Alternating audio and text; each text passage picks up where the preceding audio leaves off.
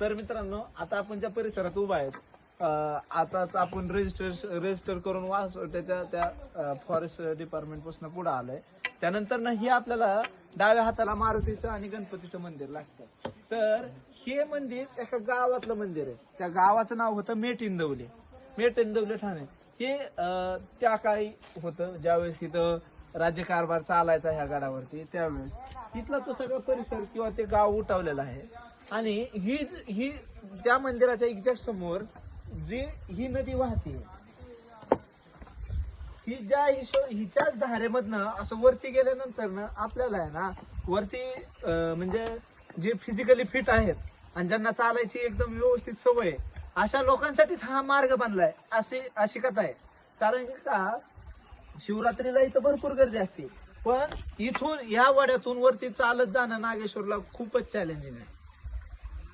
आणि ह्यो जो प्रवास आहे तो अद्भुत आहे. मी केला होता मागच्या 2-3 वर्षाखाली, म्हणजे माझा 5-7 वेळेस झालाय नागेश्वर. पण जेव्हा केलाय त्यावेळेस अद्भुत अनुभव आलाय. एक वेळेस मला एकाच ठिकाणी कमीत कमी 5,000 फुलपाखरं बघायला भेटले. एकाच ठिकाणी 2 वर्षापूर्वी. आणि ते म्हणजे ते कलरफुल चादरच पसरवलेली होती अशी.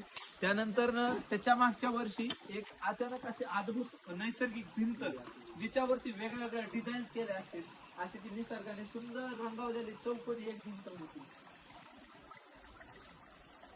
असे वेगवेगळे अनुभव आहेत तिथे.